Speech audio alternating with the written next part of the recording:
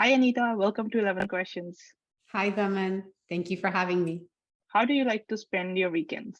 I like to spend my weekends relaxing with a good book, but most often I'm usually at a game for one of my sons or doing family game night, which are equally fun. When did you start writing?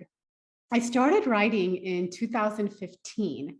I used to write for a South Asian online magazine, which then over time evolved into me writing my first book, which was a memoir that I decided not to publish, and then evolved into me around 2017 writing this book, Lioness of Punjab. Did you always want to be a writer, or was this something that happened later for you in life? I would say it happened later. I was a voracious reader and a vivid storyteller from a young age, but the writing came later. When I was in high school, I read a book by a South Asian author about South Asian characters called Arranged Marriages by Chitra Banerjee Divakaruni. And then when I was in college, I read Interpreter of Maladies by Jhumpa Lahiri. And I suddenly became aware of the fact that there could be books with characters like me. And then, in college, I thought, if I ever write a story, a Sikh woman will be at the forefront of it. If I told it in her voice through all of her challenges and triumphs, we see the unique way she sees herself in the world. Now, it was just a passing thought at that time, and I never thought I'd actually write that story, but the desire was there. And your book, The Lioness of Punjab, what is the book about? So it's about the first female Sikh warrior, Mai Bhago. Now, Mai Bhago lived in the late 1600s and early 1700s during the birth of Sikhism. She is revered in our community, yet very few details are known about her life. So I wanted to give a voice to one who deserved it.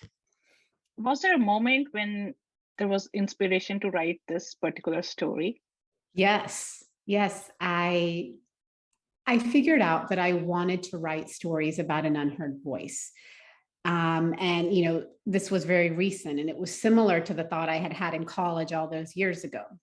So I kind of knew, okay, I want to write about some Sikh woman from history. And then, can I show you something? And then I saw this book on my bookshelf. It's my mother's, and it's written entirely in Punjabi, which I can't read, but it made me, and it's actually not about Mai Bhago, but it made me remember her. And then it inspired me to write a story about her. How long did it take for you to come up with the idea and to actually finishing the book? 2017. And then now in 2022, I'll be publishing it. Here I am showing you a lot of things. I don't know if you want to see them, but this is a SMART goal I jotted down in 2017. It basically says that I would like to have my novel written, edited, and published by 2022. I wrote that down in 2017, promptly forgot about it. A few months ago, I serendipitously stumbled onto it. And I believe it's meant to be, that people need to hear this story. I love that. That's amazing that you wrote it and it actually happened. Yes, there's power in writing down your goals. I'm a firm believer in that. And when you were writing this book, did you follow a routine? At the time, I'm still working and I work full time. However, my children were pretty young then, so they were sleeping at about 8 p.m. So I would write every night from 8 to 10 p.m. because that was my free time. So, and it never really felt like work because I loved it. I enjoyed doing it. Now I've got to find a new normal. The kids are a little older, and so we get tired at the same time. So I've got to determine a new normal. Every journey has some challenges. Did you face any while you were writing this book? I went through a number of rejections with, securing a literary agent. And I know that's the norm, and that certainly made it easier.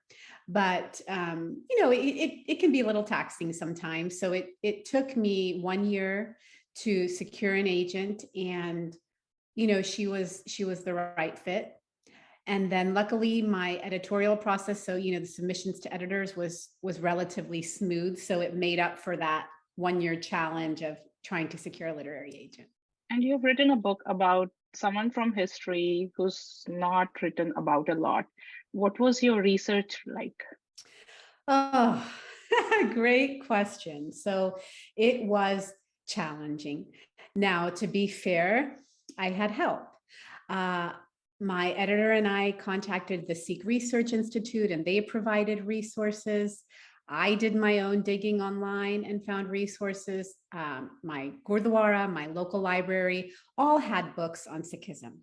But still, in almost every book, it was the same approximately 2 paragraphs about my Bago, very little information. And, that was the challenge. And so, luckily this was historical fiction. Now, out of respect for my community and religion, I stuck to the history that we knew. And I filled in the blanks in a way that seemed fitting to my Bago's greatness. Are you working on any other book next? Well, that's a secret. But I will say I hope to continue to lift the voices of those who go unheard. I like that. And since you mentioned that you used to read a lot, if you were to be deserted on an island with only 3 books, which books will you take with you?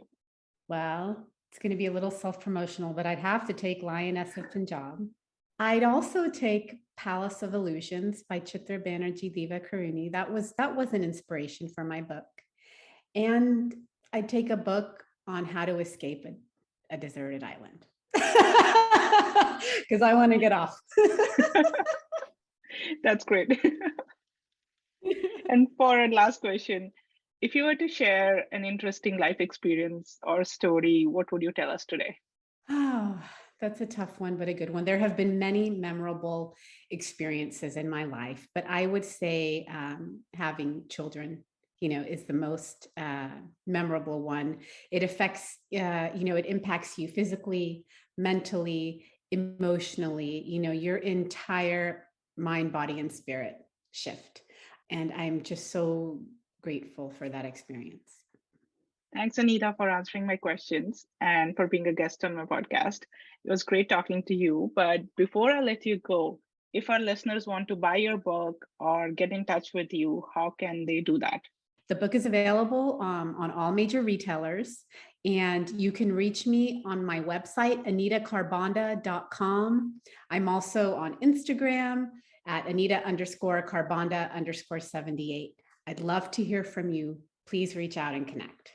Thank you, Anita. Best of luck with your book. Thank you so much, Thaman. Such a pleasure, and thank you for having me.